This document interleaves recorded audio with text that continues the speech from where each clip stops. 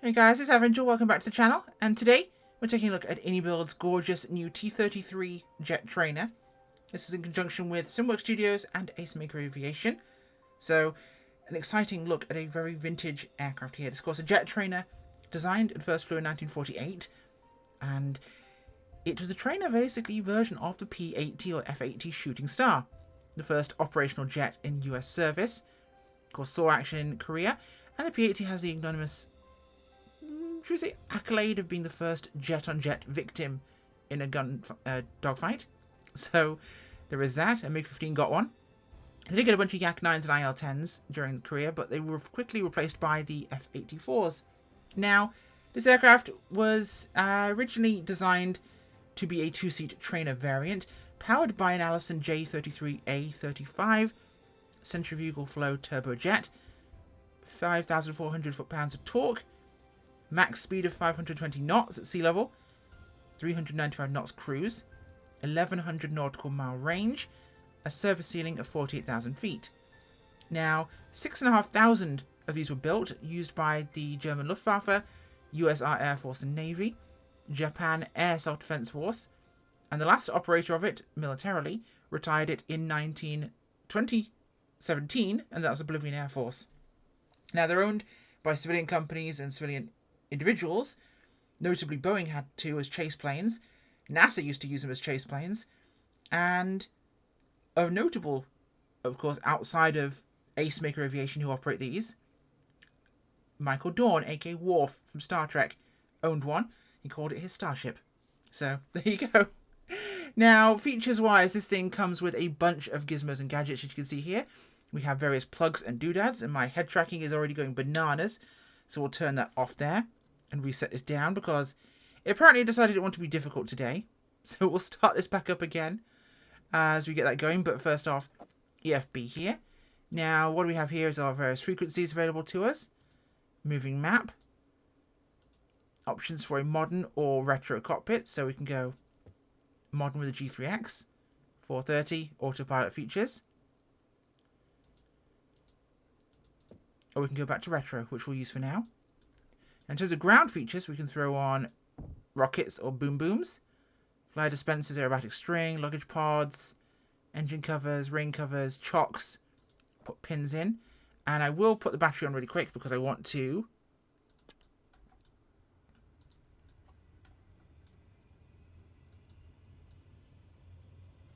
open the canopy.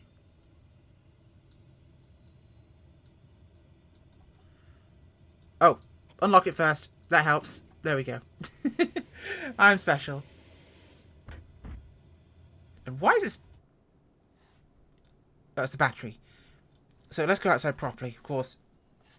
Now, when I say this is stunningly detailed, I genuinely mean it because let's look really closely here. Yeah, those are screws and flathead rivets on the textured surface. It is really nicely done. Look at the scratching there on the roundel. Weathering on the leading edge of the tail surfaces there. Look at the wing detailing here.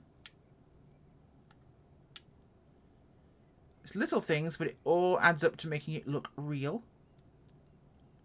Even down to the rockets there with weather and tear on them.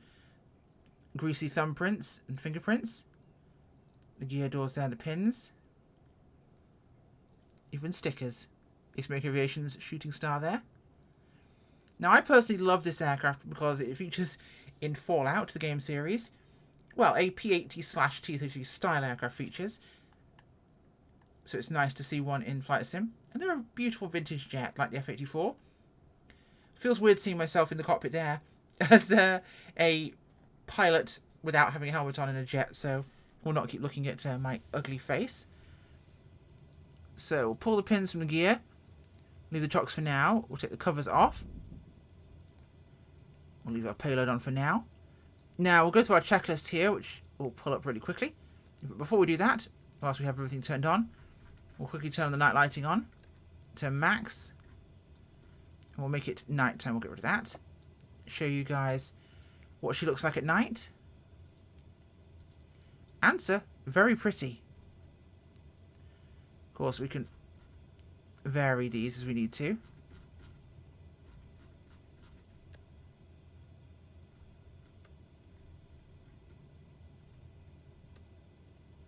all the way down to that. So nice and accommodating. Really pretty night lighting, in fact. There we go. So checklists. We'll run through these as quickly as I can because I don't want to waste our time. Gear set to down. It is parking brake is set. Fuel selector switches are off. Those are those down here. They're all set off. I'll explain those in a moment. The main fuel shut-off switch is off, I think. It is. Okay. Cam pressurization, whatever, good. Fuel counter is there, good. Battery off. All this done here. So first item is battery on. Generator on. That's ignition, sorry, we'll leave that off. Throttle is idle. Booster switch is off. That's where it is. Off now currently. Starter switch to start.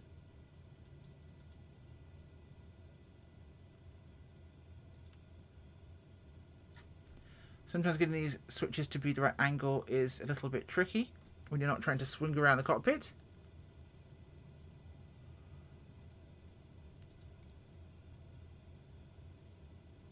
I do find them a little tricky to get the click spot sometimes. There we go. It happens. So once we get 9% on our RPM,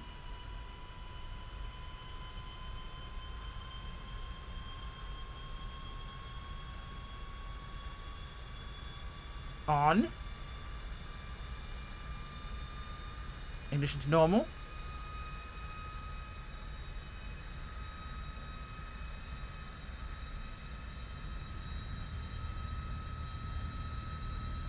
And it's starting to light there.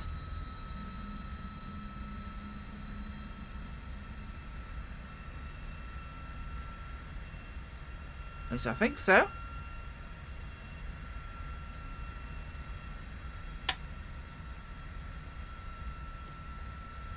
Inverter is live. Okay.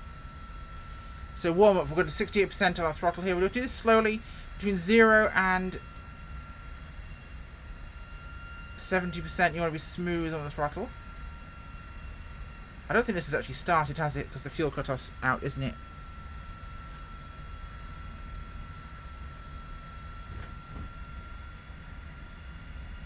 Did that catch?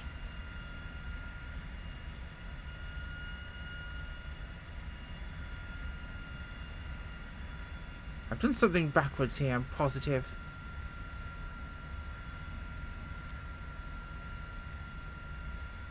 But I don't think I have. It feels like it's on. It is on. Okay, I was wrong. I was definitely on. So we're going to 70%, and that is make sure, of course, keep it smooth to 70. After that, you can make rapid changes in the throttle above 70. But we'll warm it up. So we're nice and smooth up to 70 here. There we go. And whilst we do that, we'll pull the canopy down. So it's down to our park close. Okay, we're good. And we'll full close. And we'll latch the canopy. So whilst we're here, we'll set our flaps for takeoff, which we want 60%. And I'll quickly show you on here the modern cockpit whilst we're operating like this. So full normal suite of various doodads, as one would expect.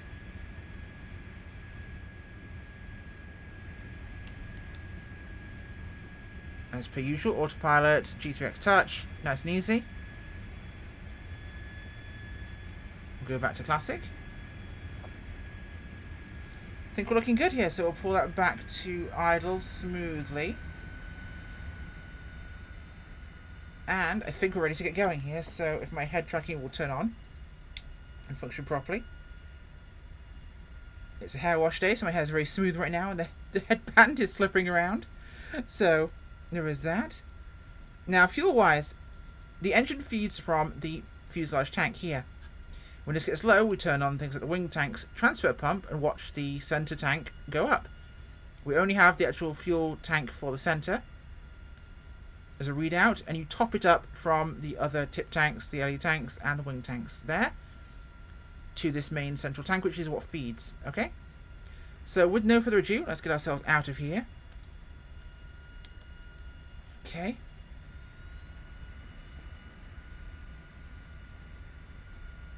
Texturing inside and out is gorgeous, I will say that much. They made a really pretty aeroplane. Let's bring around here.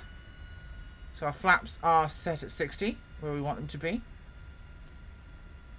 A little bit of toe brakes I'm finding helps with the ground handling quite nicely. It is a very old jet aircraft, so you need to be very careful with that. It's not an F-15. Okay.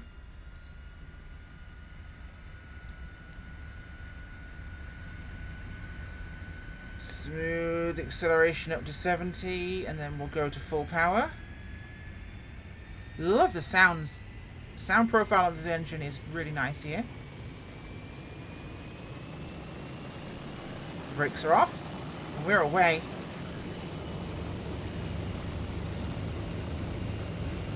A little bit of sachet on the runway there, I'm noticing. A little bit of roll from torque. Well, it's not really torque, but... Okay, 100. Nose up. Fly away, not too steep. Pull that gear in.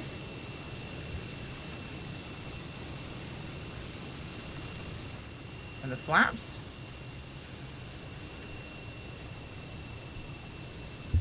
Gorgeous looking and sounding aircraft, I will say. Absolutely stunning. Honestly, I can see myself flying this quite a bit. It's really nicely made. Simple aircraft to operate as well. Not super complex. But great performance.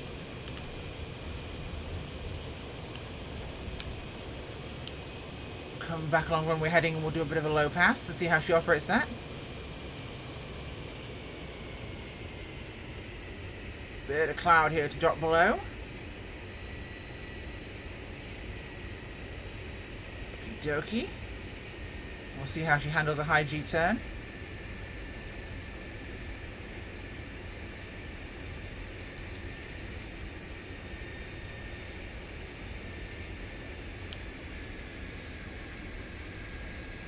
That's runway heading.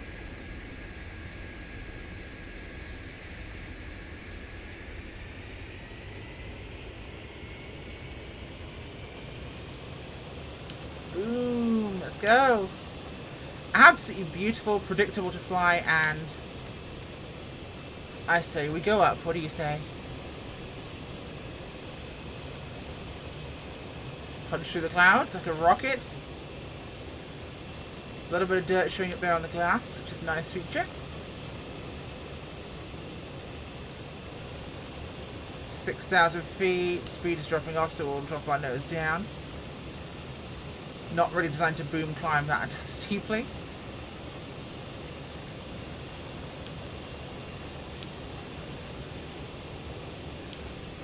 I like the escape knife there that's attached to the side of the canopy for breaking the glass. Okay, we'll pull the power out here. Probably a little too quick there, pulling the power out. But I don't need any more right now.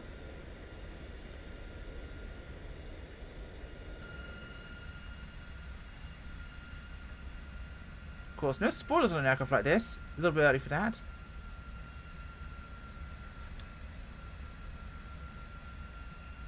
Oh no, we do have spoilers. Under the fuselage. Little flaps there. Very early ones. I didn't see them at first. It's helping us descend a bit at idle. So we'll descend down here, we'll get a bit of a headwind, we'll come back in, or headway, and turn around and come back for an approach.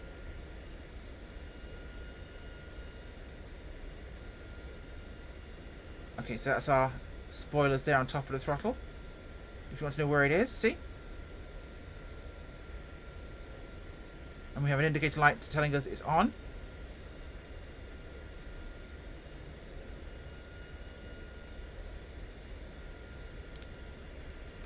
Oh, nose is pulled up there, so we'll drop that down.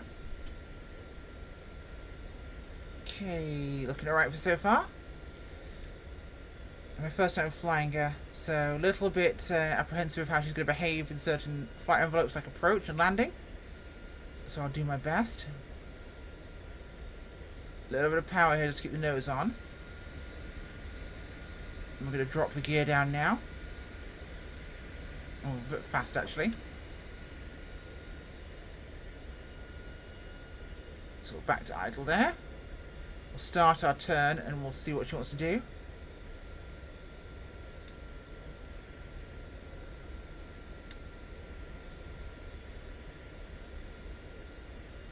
A little bit of rudder in there as well. She's maintaining speed very well actually, so gear down now.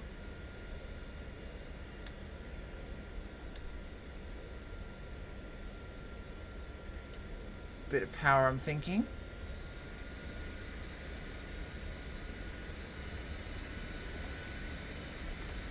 Flaps to 60. Bit more power here. Hold us around 150. Swing back in on where we're heading. I'm not trying to turn too tightly actually. I'm feeling a little bit apprehensive of the aircraft. Go to 80 there on the flaps. Roll our nose onto runway. It's not clean in terms of a circuit, but I'll take it right now. I'm not used to how this is going to behave. So a little bit more juice here. Keep ourselves within authority. A bit more.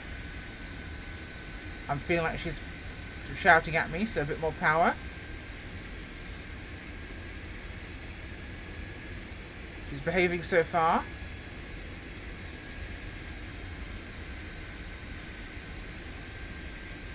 Yeah, she's getting a little squirrely on the envelope.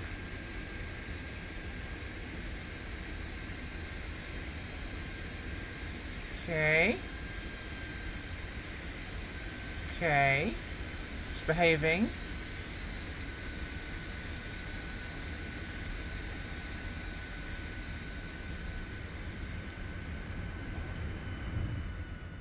Well, it's a landing, and they didn't slam into the runway. Not technically. Stay on the tarmac, that would be a nice advantage. And that's coming up awfully fast. I'd like us to stop, please. We are stopping, I see. Fantastic. I feel like I landed fast. But I also feel like she was threatening me with a stall at the same time. I think I need longer runways than this. But, yeah, there was definitely a threat of a stall happening. I could feel the aircraft trying to bite at me. So...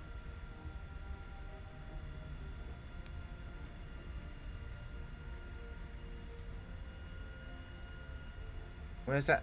I had it a second ago. There we are. Yeah, I felt it threatening it a couple of times, but we made it in the end without too much drama. I think I need more room and a steeper angle for approach. I think my approach angle is a bit too shallow, and speed may be a touch high. Maybe too much flaps. That's also a possibility. Maybe 80% flaps was too much. Let's see what that actually looks like, actually. So 4 notches down the flaps as we try and encourage this thing back to the centre of the taxiway. He's pulling right.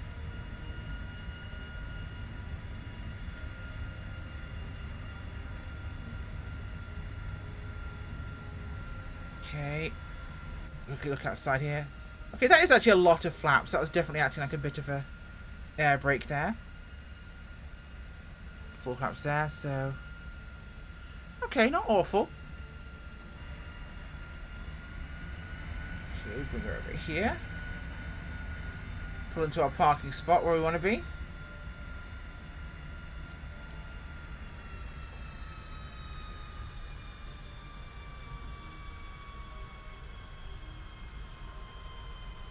And let her cruise to a stop.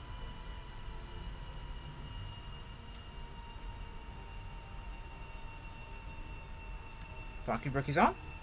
So what do I think of the Inibuilds P-38? Wrong one.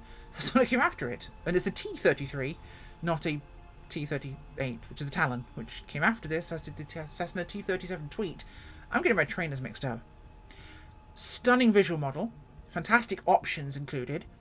And great flight physics. Challenging to fly. Not a simple aircraft. And definitely one that will demand your attention to really get good at. incredibly enjoyable to experience.